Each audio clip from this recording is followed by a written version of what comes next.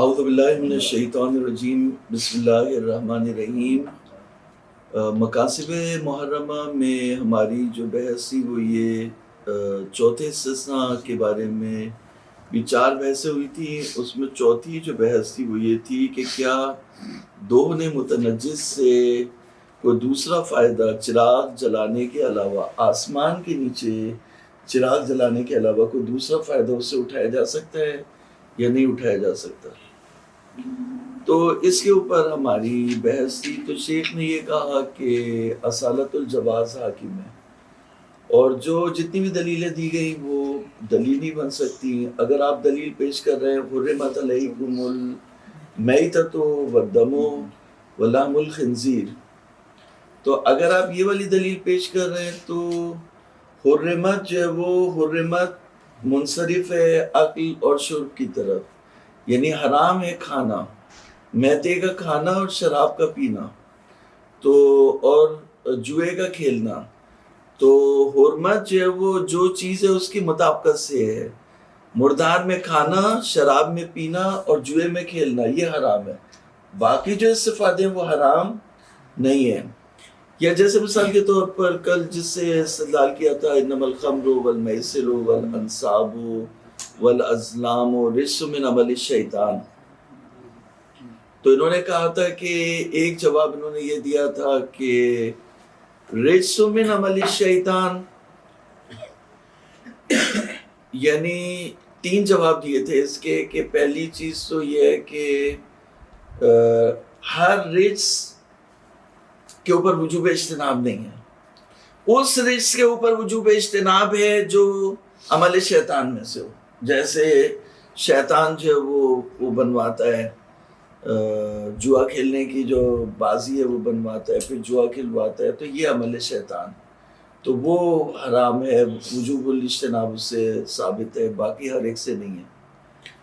دوسرا جواب انہوں نے یہ دیا تھا کہ رجس وہ ہے جو ذاتاً نجس ہو۔ اگر رجس سے مراد نجس ہے تو وہ جو ذاتاً نجس ہو، اور نجاسات جو 10 ہیں، اور یہ تیل جو جس کے اندر چوہا ڈبکی لگا کے مر گیا یہ ذاتاً نجس نہیں تھا، اس کے اوپر نجاست طاری ہوئی ہے تو اس کو شامل نہیں ہوتا۔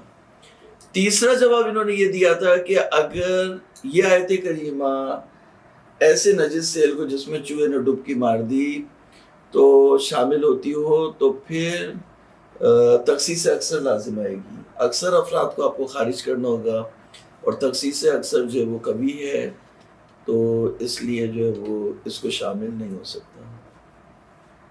اور اس جواب سے والرجس فاہجر والی آیت کریمہ سے جو استدلال کیا ہے وہ بھی واضح ہو جاتا ہے کہ یہاں 3 جواب دیے، وہاں 2 جواب آئیں گے، کہ رجس سے مراد جو ہے وہ رجس ہے، اور رجس میں جو جوابات ہم نے دیے وہ بھی وہاں پہ آئیں گے۔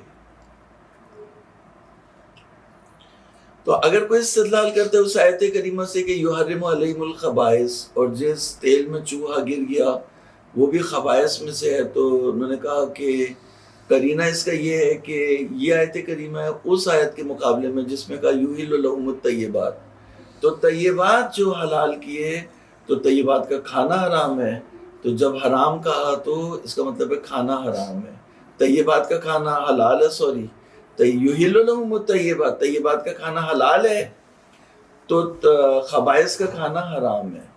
تو یحرم علیہم الخبائث، اگر ہم یحل لہم الطیبات کے قرینے سے دیکھیں تو ایک عقل ہمیں اضافہ کرنا ہوگا، ساری چیزیں حرام نہیں ہے، صرف کھانا حرام ہے، کیونکہ طیبات میں جب یحلو تو یحلو عقل، تو یہاں پہ بھی جب یحرمو تو یحرمو عقل آئے گا، یحرمو علیہم الخبائث یعنی عقل حرام ہے، سارے استفادے حرام نہیں ہیں۔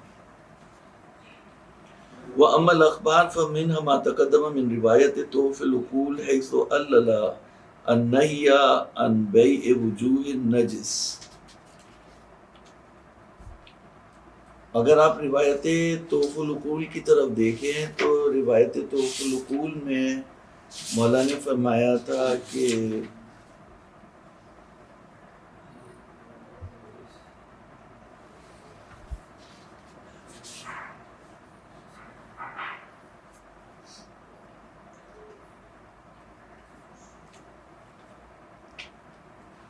وہ جہاں پہ کہ وجوہ نجس، یہ توف العقول میں نکالنا ذرا.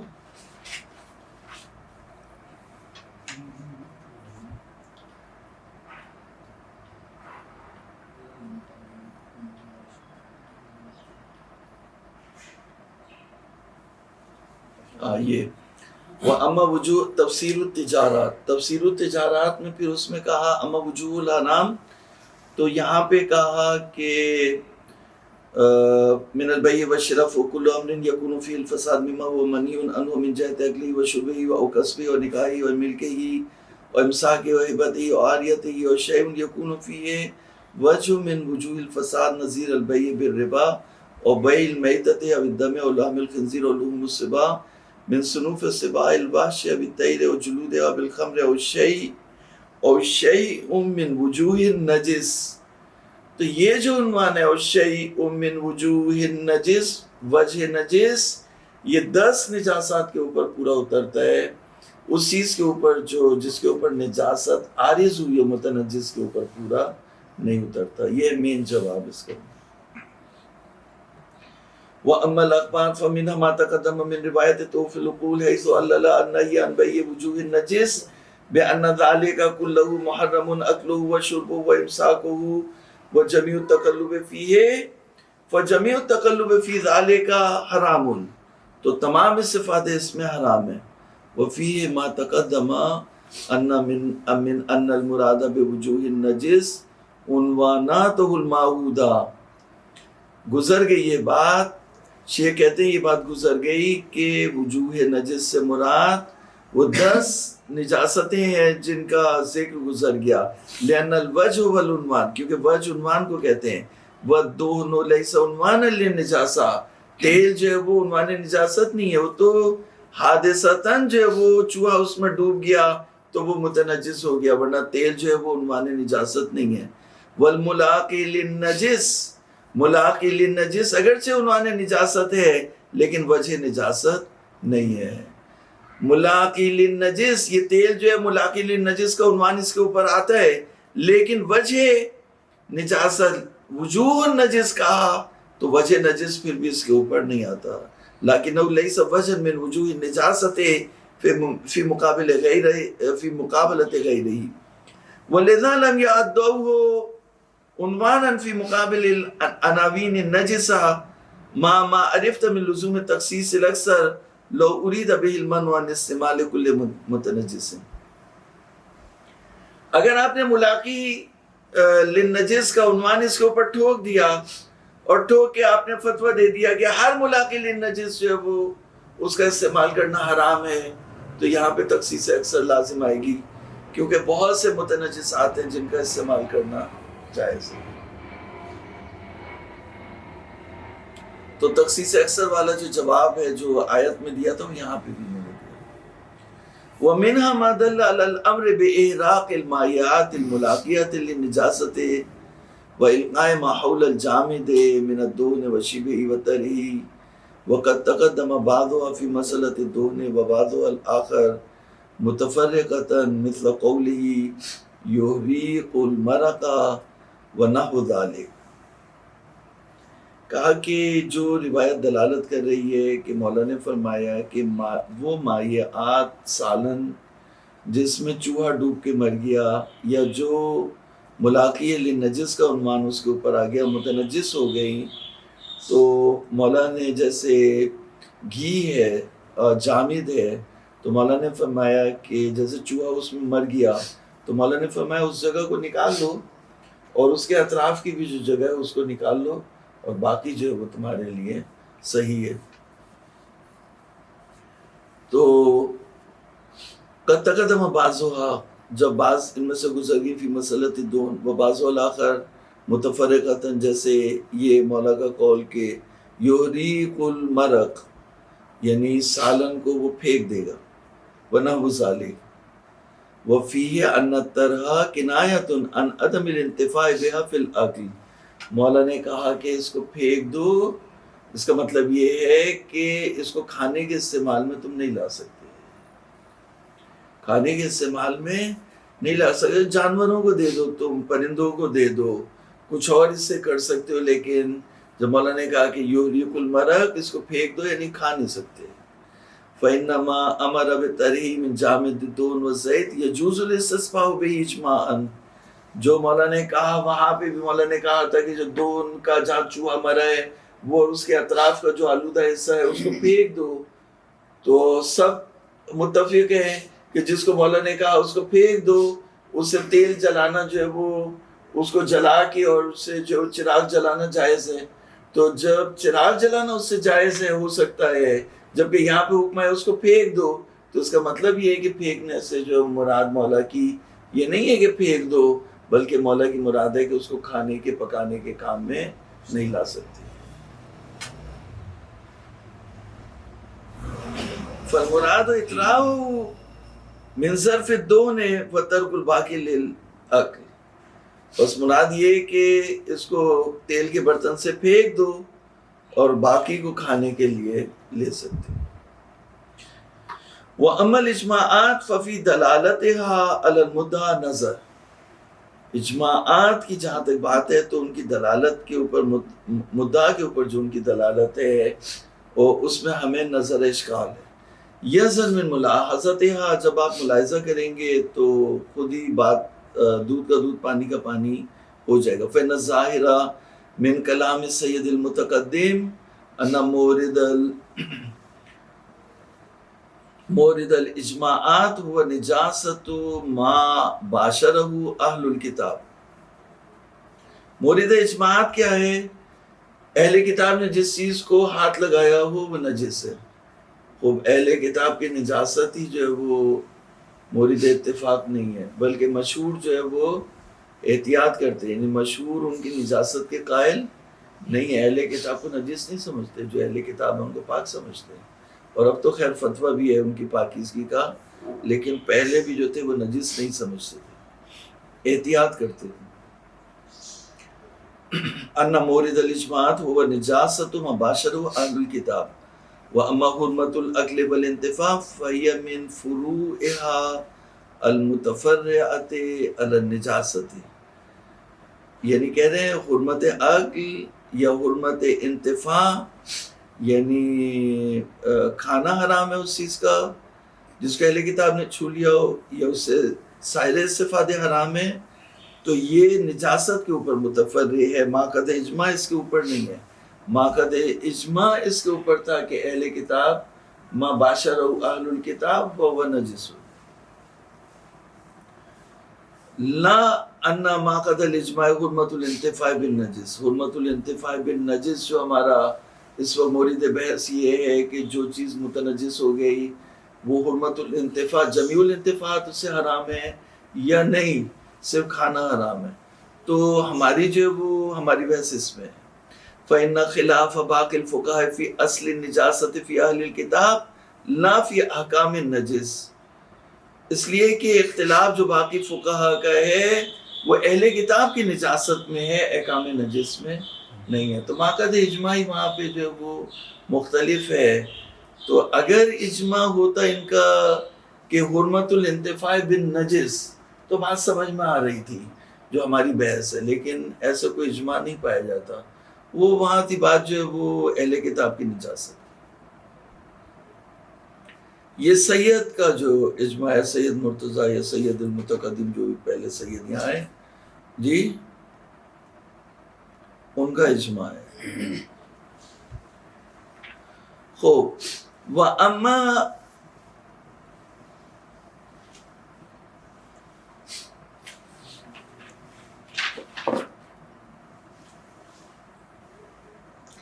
وَأَمَّا اجماع الخلاف، اور جہاں تک خلاف کے اجماع کا تعلق ہے، شیخ توسی کی جو کتاب ہے خلاف الخلاف، اس کا جو اجتماع ہے اس کے بارے میں، تو فظاہر ان ما قدہ ما وقع الخلاف فیہ بینہ و بین من ذکر من المخالفین اذ فرق بین دعوی الاجماع علی محل نزاع بعد تحریرہ و بین دعواہ ابتداء علی الاحکام المذکورۃ فی عنوان المسألۃ فإن الثانی یشمل الاحکام کلہا والاول لا یشمل الا الحکم الواقع مورد الخلاف لأنه ظاہر من قولہ دلیلنا اجماع الفرقت ففہم وقتنی.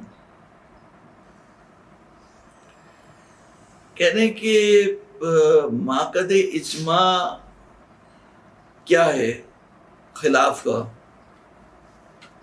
کہنے جو ان کا جھگڑا ہوا تھا دوسرے فرقوں کے ساتھ اس میں انہوں نے اجماع کیا. تو ما وقع الخلاف فیہ بینہ و بین من ذکر من المخالفین. تو کہنے فرق ہے دعوی اجماع محل نزاع کے اوپر اس کو تحریر کرنے کے بعد اور دعوی اجماع احکام مذکورہ کے بعد اوپر و بین دعویٰ و ابتداء الاحکام المذکورہ. تو یہ جو دوسرا ہے کہ اگر احکام مذکور جو حکم ذکر ہوئے ہیں عنوان مسئلہ میں اگر اس کے اوپر اجماع ہو جائے تو تمام عنوان آ جاتے ہیں، یا عنوان کے اوپر ہو جائے جیسے مثال کے طور پر نجس کے اوپر جو ہے وہ حرمت الانتفاع بالنجس، اس کے اوپر اگر جو ہے وہ اجماع ہو جائے تو ساری چیزیں حرام ہو جائے گی. فإن الثانی یشمل الاحکام کلھا، لیکن جو پہلا ہے وہ لا یشمل الا الحکم الواقع مورد الخلاف، یعنی جو پہلا والا اجماع ہے وہ صرف جس چیز کے اوپر اجماع واقع ہوا ہے اسی کو شامل ہوگا.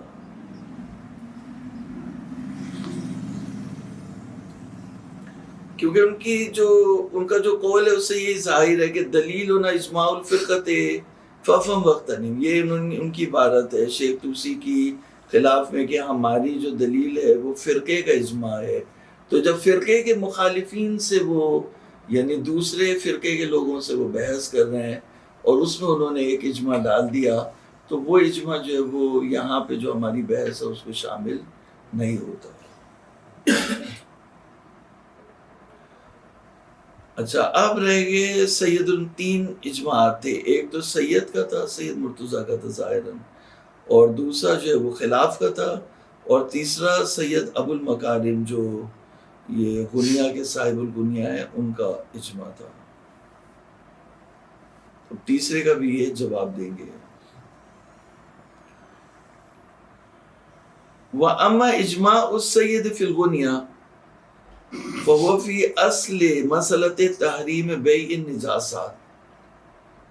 انہوں نے یہ کہا کہ نجاسات کا بیچنا حرام ہے، اس کے اوپر اجماع کیا. وَاِسْتِثْنَاءِ الْكَلْبِ الْمُعَلَّمِ وَالزَّيْتِ الْمُتَنَجِّسِ، اور اس میں انہوں نے دو چیزوں کو استثناء کیا، کلب معلم کو وہ نجس ہے اس کو بیچ سکتے ہیں، اور زیت متنجس کو. لا فیما ذکرہ من ان حرمت بیع المتنجس من حیث دخولہ فیما یحرم الانتفاع نام ہوا قائل بذالک. مطلب لکھے ہیں اس میں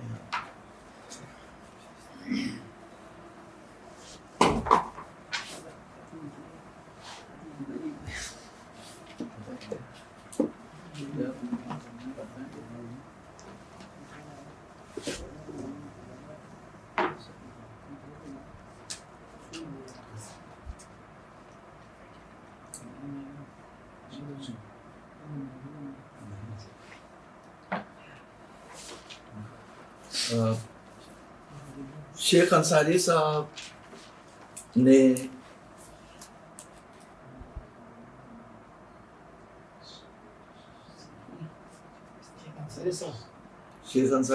نے دہن متنجس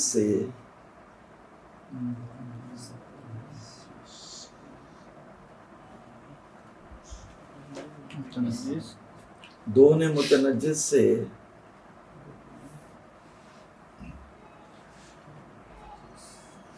شیخ انصاری صاحب نے دہن متنجس سے استفادے کو جائز قرار دیا ہے.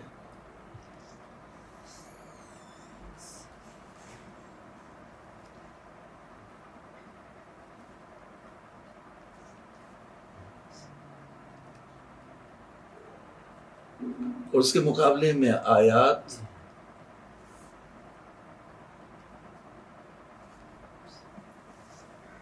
روایات کا جواب دینے کے بعد آیات روایات کا جواب دینے کے بعد اب وہ صاحب غنیہ کے اجماع کا جواب دے رہے ہیں. صاحب غنیہ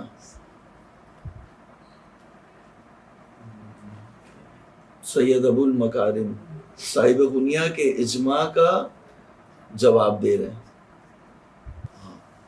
صاحب غنیہ نے اجماع کیا کہ نجس کا بیع حرام ہے. صاحب غنیہ نے اجماع کیا کہ نجس چیز کا بیع کرنا حرام ہے. یہ اجماع نہیں کیا. صاحب غنیہ نے اجماع کیا کہ نجس چیز کا بیچنا حرام ہے. یہ اجماع نہیں کیا کہ نجس چیز سے استفادہ کرنا حرام ہے.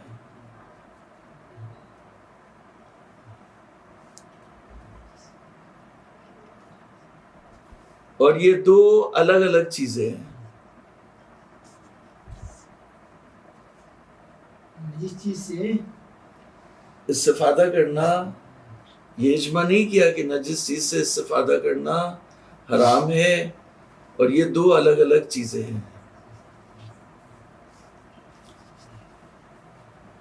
اب آپ دیکھیں کتاب کو دیکھیں کہ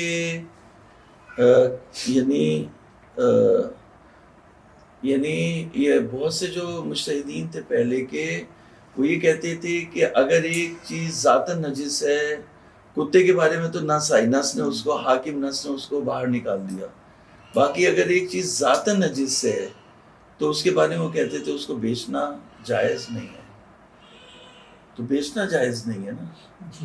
یہ تو نہیں کہا کہ اس سے کوئی بھی استفادہ کرنا حرام ہے یا اس کو رکھنا حرام ہے. یعنی اگر وہ بیع کو، یہ آپ اس سے جو بیع سے یہ نہیں کشف کر سکتے، حرمت بیع سے آپ یہ کشف کریں کہ جمیع انتفاعات حرام ہے، ایسا نہیں ہے. کیونکہ جو اس کی منفعت غالبی تھی وہ کیا تھی؟ کھانا پینا. تو اس طرح سے مارکیٹ میں اگر آ جائے گا اسی طرح سے، جیسے ابھی مثلا جو وہ اہل کتاب کے لیے، کرسچنس کے لیے، جو باہر سے لوگ آتے ہیں ان کے لیے شراب پینا جو ہے وہ جائز ہے. ٹھیک ہے، تو شراب کو اسی طرح مارکیٹ میں چھوڑ دیں گے؟ نہیں چھوڑیں گے نا. کیوں؟ اس لیے کہ شراب تو پھر غالب لوگوں کے پاس چلی جائے گی. ہمیں تو صرف چند لوگوں کے لیے کرنا ہے. تو جب چند لوگوں کے لیے کرنا ہے تو ان کے گھر پہنچا دو، مارکیٹ میں رکھنے کی کیا ضرورت ہے؟ تو جب شراب کا جب نجس چیز کا جو عمومی استفادہ ہے وہ کھانا پینا تھا، تو شریعت نے اس کے بیع کو، اگر اجماع کو ہم مان لے تو اس کے بیع کو حرام قرار دیا. تو بیع حرام ہے، یعنی اس کی غالب جو منفعت ہے وہ حرام ہے. یہ نہیں کہا کہ جمیع انتفاعات حرام ہے. اگر کوئی حرمت بیع سے یہ کشف کرے کہ جمیع انتفاعات حرام ہے، شیخ کہتے ہیں میں اس کو نہیں مانتا. اگر فرض کہ یہ جو شراب ہیں وہ اگر علاج کے طور پر وہ اس کو استعمال کرے تو علاج کے طور پر وہ وہیں فیکٹری سے جا کے لے، یہاں پہ مارکیٹ میں نہیں اس کے لیے لائی جائے گی کہ ہم اس کے نام پر جو وہ مارکیٹ میں رکھیں کہ 1000 لوگ پیے، اس میں ایک شخص کے لیے جو وہ 1000 کو آلودہ کریں. ایسا نہیں ہوگا. اگر یہ بھی تو ہو سکتا ہے نا کہ جو شراب ہے مارکیٹ میں ملتی ہے دکانوں میں، یہ ڈائریکٹلی دوائی کے طور پہ استعمال نہیں ہوگی، بلکہ فیکٹری میں جا کے ایک پروسیس کے تحت اس کو جو ہے نا ہم اس کی شکل کو کنورٹ کریں یا دوسری حالت میں تبدیل کریں، پھر اس طرح دوا کے لیے استعمال کر سکتے ہیں. یعنی آپ کہہ رہے ہیں استحالہ ہو جائے؟ ہاں تو استحالہ اگر ہو جائے تو استحالہ اگر ہو جائے تو پاک ہو جائے گی. نہیں، میرے کہنے کا مطلب پھر ڈائریکٹ بھی جا کے دکان سے لا کے بندہ اسے پی لے، یہ تو میرے خیال سے علاج بھی نہیں ہے. صحیح. تو بات یہ ہے کہ شیخ جو ہے وہ اس میں فرق کر رہے ہیں. یعنی حرمت الانتفاع، یہ جو آپ کے ذہن میں ایک عبارت ہونی چاہیے، حرمت الانتفاع بالمتنجس یا نجس، اور یہ حرمت بیع النجس.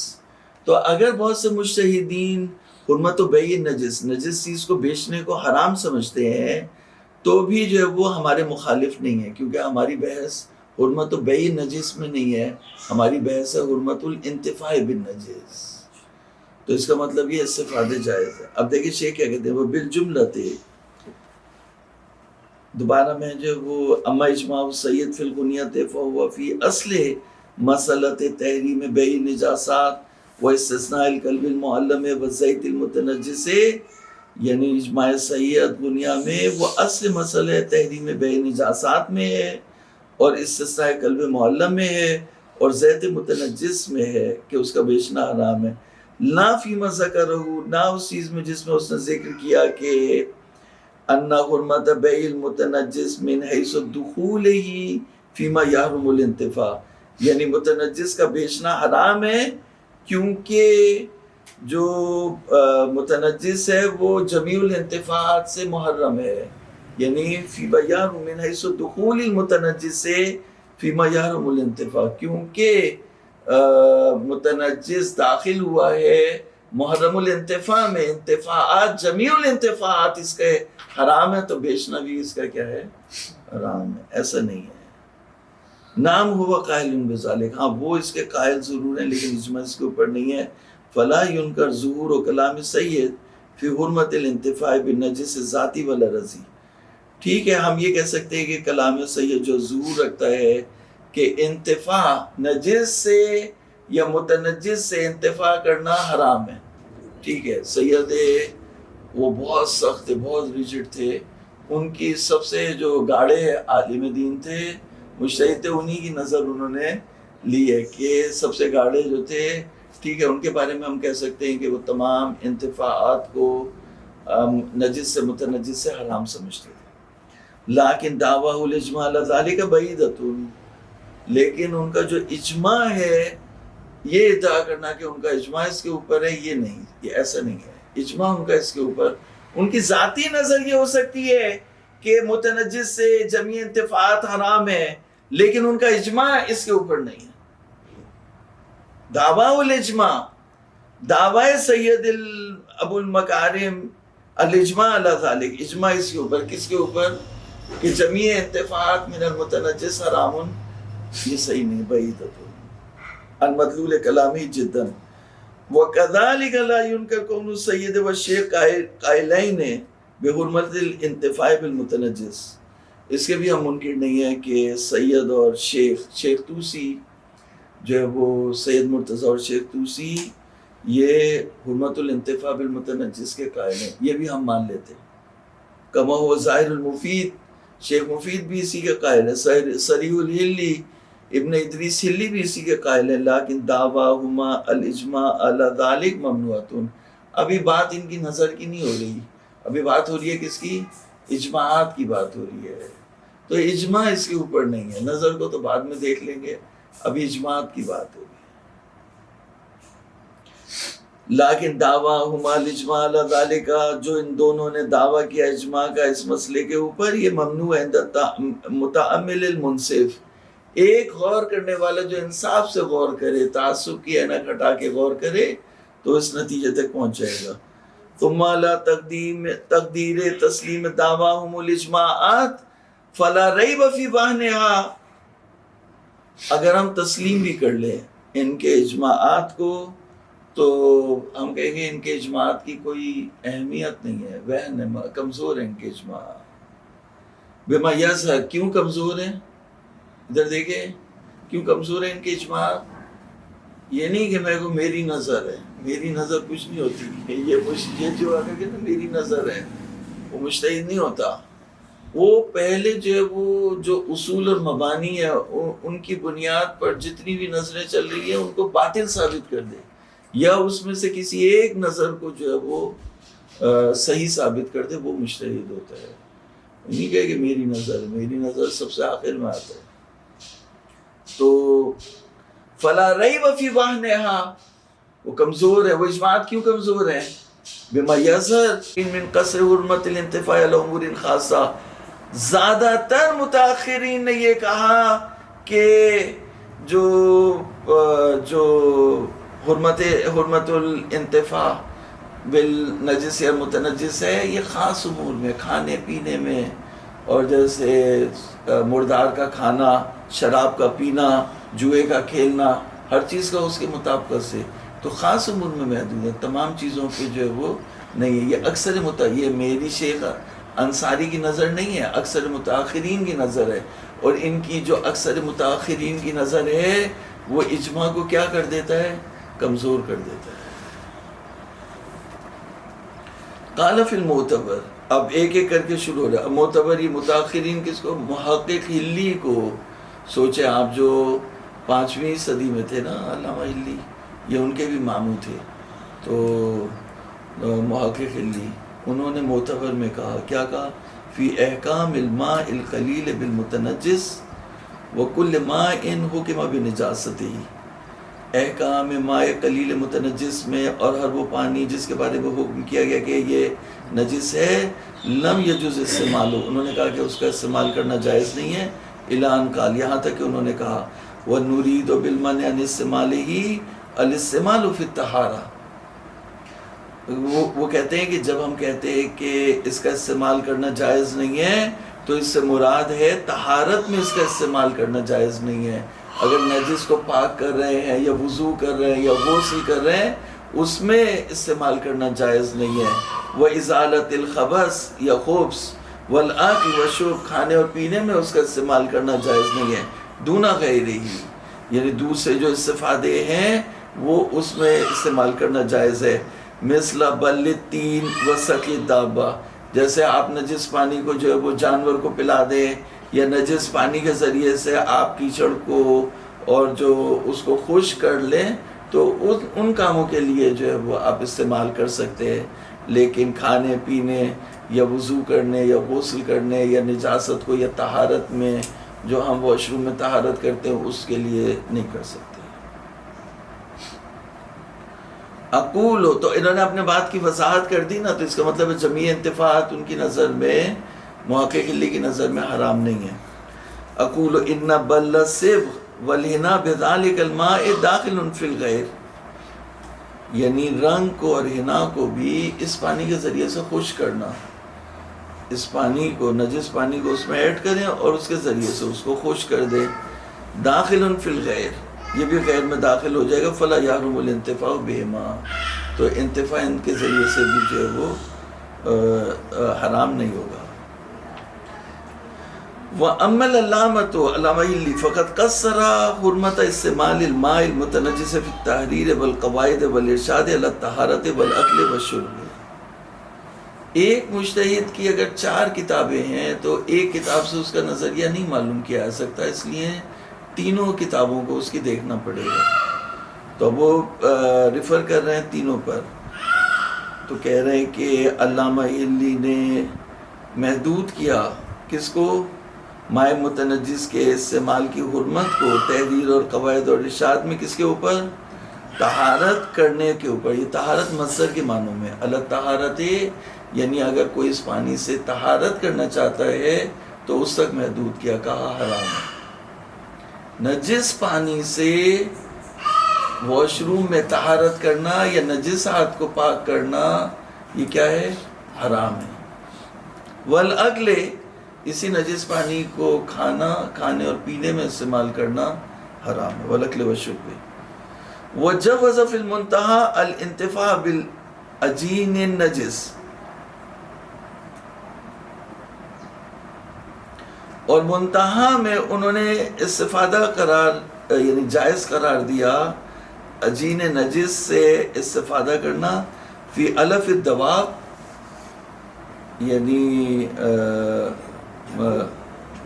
جی جانوروں کو، ہاں جانوروں کو جو کھانا دیا جاتا ہے، عجین یعنی سمجھ لیں ایک طرح معجون جو ہے وہ، عجین النجس فی علف الدواب، دواب کو جو علف دیا جاتا ہے، جانوروں کو جو چارہ دیا جاتا ہے، اس میں اس کا استفادہ کرنا جو ہے وہ جائز ہے۔ محتجن، دلیل کیا دی؟ بِأَنَّ الْمُحَرَّمَ عَلَى الْمُكَلَّفِ تَنَاوُلُهُ، جو چیز حرام تھی مکلف کے اوپر اس کا کھانا حرام تھا۔ اب یہ جو دلیل انہوں نے دی ہے یہی ہمارے لیے کام کی بات ہے، کہ انہوں نے کہا کہ حرام ساری چیزیں نہیں تھیں، حرام کھانا تھا۔ وَبِأَنَّهُ انتفاع، اور انتفاع حرام تھا، فَيَكُونُ سَائِغًا لِلْأَصْلِ، پس جو ہے وہ یہ انتفاع ہے تو اصل جو ہے وہ جواز ہے، اور جواز کی بنیاد پر یہ کیا ہو جائے گا؟ جائز ہو جائے گا۔ ولا يخفى أن كلا دليليه صريح في حث التحريم في أكل العجين المتنجس. مخفی نہ رہے کہ دونوں جو ان کی دلیلیں ہیں وہ صریح ہیں کس میں؟ فی حصر التحریم، کہ انہوں نے تحریم کو جو ہے وہ، یہ عجین کا انہوں نے کیا معنی کیا اس میں دیکھیں، اس میں جو وہ مفردات ہیں نا، وجوز فی المنتہى الانتفاع بالعجین النجس فی علف الدواب، جائز کیا منتہا میں استفادہ کرنا عجین وہی گندے ہوئے آٹے کو بولتے ہیں، یعنی جو یہ بناتے ہیں نا اس کو، چارے کو جو پاؤڈر ہو جاتا ہے آٹے کی طرح سے ہوتا ہے، اس میں پانی ملاتے ہیں، پھر اس میں تھوڑا سبزی بھی ملاتے ہیں، تو وہ جو عجین بناتے ہیں گندے ہوئے آٹے کو بولتے ہیں عجین، تو وہ بناتے، وہ اگر نجس پانی سے بنائیں تو وہ علف دواب میں جو ہے وہ جائز ہے. محتجن بأن المحرم على المكلف تناوله بأنه انتفاع فيكون سائغا للأصل ولا يخفى أن كلا دليليه صريح في حث التحريم في أكل العجين المتنجس.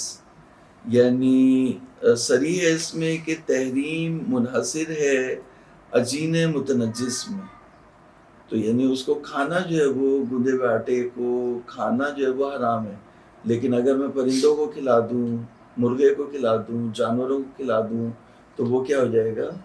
جائز ہے. وقال الشہید فی قواعدہ النجاسۃ ما حرم استعمالہ فی الصلاۃ والاغذیہ. شہید جو فقاہت کا پلر ہے، ستون ہے، وہ کہتے ہیں کہ نجاست وہ ہے جس کا استعمال کرنا نماز میں اور اغذیہ میں، کھانوں میں حرام ہو. ثم ذکر ما یؤید المطلوب وقال فی الذکر فی احکام نجاست تجب ازالۃ النجاست عن الثوب والبدن. ذکر میں احکام نجاست میں انہوں نے کہا کہ نجاست ثوب اور بدن سے زائل کرنا واجب ہے. ثم ذکر المساجد وغیرہ الی ان قال وان کل مستعمل فی اکل او شرب او وضوء او ضوء تحت الظل للنہی عن النجس وللنس. یعنی کہہ رہے ہیں کہ یعنی حرام ہے کس سے؟ یعنی ازالہ نجاست کرنا ثوب سے، بدن سے، پھر مسجد سے، بلکہ ہر مستعمل سے ازالہ کرنا نجس کا، جو کھانے کا ہو یا پینے کا ہو یا روشنی ہو چھت کے نیچے، آسمان کے نیچے تو نجس چیز سے بھی جو ہے وہ روشنی ہو سکتی ہے. اور ضوء تحت الظل للنہی عن النجس، کیونکہ نجس سے جو وہ منع کیا گیا، وللنس سے. وہ مراد بالنہی عن النجس النہی عن اکلہ، اور ان کی مراد نہی عن النجس سے نہی عن اکلہ ہے، کھانا جو ہے وہ حرام ہے. وہ مراد بالنس ما ورد فی المنع عن الاستسقاء بالدہن المتنجس تحت السقف. اور نس سے ان کی مراد جو ہے وہ حدیث ہے جو روک رہی ہے، منع کر رہی ہے کہ استسقاء بالدہن المتنجس چھت کے نیچے حرام ہے. فانظر الى صراحت کلامی فی ان المحرم من الدہن المتنجس بعد الاکل والشرب خصوص الاستزاعت تحت الظل للنس. یعنی آپ ان کے صراحت کلام کو دیکھیں کہ حرام دہن متنجس میں کھانے پینے کے بعد انہوں نے کہا کہ روشنی کرنا چھت کے نیچے یہ حرام ہے. تو تین چیزوں کو حرام قرار دیا، نجس تیل سے کھانے کو حرام قرار دیا، پینے کو حرام قرار دیا، اور چھت کے نیچے روشنی کرنا حرام قرار دیا. باقی سب کیا ہو جائے گا؟ حلال ہو جائے گا. وہ المطابق لما حکا المحقق فی حاشیۃ الارشاد عنہ فی بعض فوائدہ. محقق ثانی، محقق قرقی، وہ حاشیہ ارشاد میں یہی کہتے کہ من جواز الانتفاع بالدہن المتنجس فی جمیع ما یتصور من فوائدہ. وقال المحقق والشہید ثانیان فی المسالک وحاشیۃ الارشاد عند قول المحقق والعلامہ تجب ازالۃ النجاست عن الاوانی. اوانی یعنی برتن، برتنوں سے نجاست کو زائل کرنا واجب ہے. کہتے ہیں کہ ان ھذا اذا استعملت فيما يتوقف استعماله على الطہارۃ كالاكل والشرب. یہ وہاں پہ استعمال ہوں گے جہاں پر ان کا استعمال طہارت میں ہے یا کھانے پینے میں ہے، یا ان چیزوں میں جو طہارت کے اوپر توقف رکھتے ہیں جیسے کھانا پینا. وسیات یعنی المحقق ثانی فی حاشیۃ الارشاد فی مسئلۃ الانتفاع بالاسباغ المتنجسۃ ما يدل على عدم توقف جواز الانتفاع بحالت طہارت. اور حاشیہ ارشاد میں محقق ثانی کی بات آئے گی کہ وہ رنگوں سے، متنجس رنگوں سے فائدہ اٹھانے کو جائز قرار دیتے تھے، اور وہ یہ کہتے تھے کہ فی مسئلۃ الانتفاع بالاسباغ المتنجسہ، جو نجس رنگ ہیں ان سے فائدہ اٹھانے کے مسئلے میں دلیل ذکر کریں گے ہم کہ توقف نہیں رکھتا فائدہ اٹھانا اس متنجس رنگ سے، فائدہ اٹھانا توقف نہیں رکھتا طہارت کے اوپر. تو طہارت کے اوپر کیا چیزیں توقف رکھتی ہیں؟ کھانا پینا یا وضو، یہ طہارت کے اوپر توقف رکھتا ہے. غسل یہ طہارت کے اوپر توقف رکھتا ہے.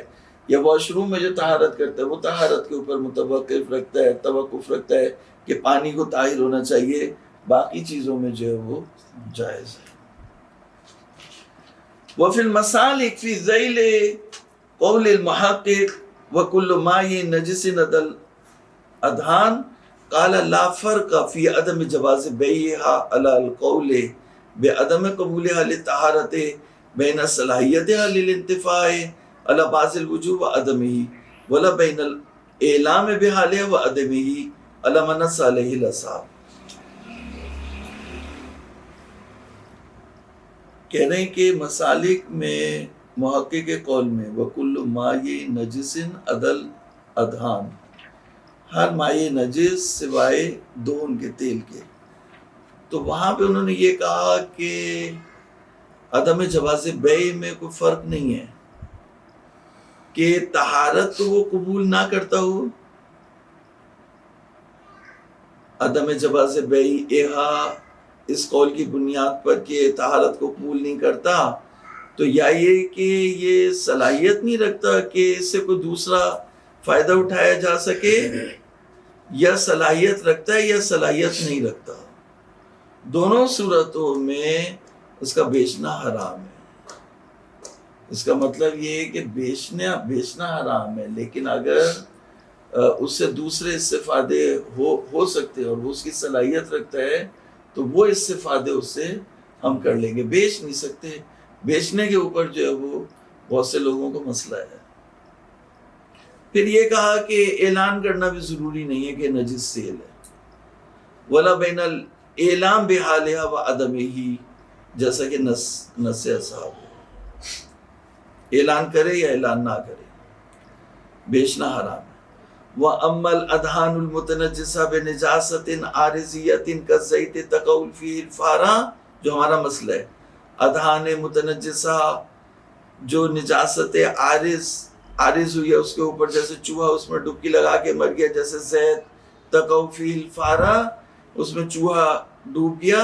فَيَجُوزُ بَيْعُهَا لِفَائِدَةِ الِاسْتِسْقَاءِ بِهَا، تو اسے چراغ جلانے کے لیے بیچنا جائز ہے. وَإِنَّمَا خَرَجَ حاضر الفرد بالنص، یہ فرد تو نص سے خارج ہو گیا.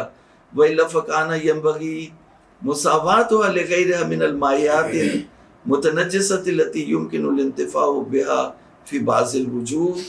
تو کہا کہ یہ فرد جو ہے وہ زید دہن متنجس یہ نص کی وجہ سے خارج ہوا، ورنہ جو دوسرے مائعات ہیں وہ متنجس ہیں اور ان سے دوسرے فائدے اٹھائے جا سکتے ہیں، وہ بھی ان سے اٹھانا جائز ہے. یہ کہہ رہے ہیں فَكَانَ يَنبَغِي مُسَاوَاتُهَا، سزاوار ہے کہ ان کو مساوی کیا جائے اس دہن متنجس کے جو دوسرے مائعات متنجس ہیں جن سے بعض وجوہ کے اوپر فائدہ اٹھایا جا سکتا ہے.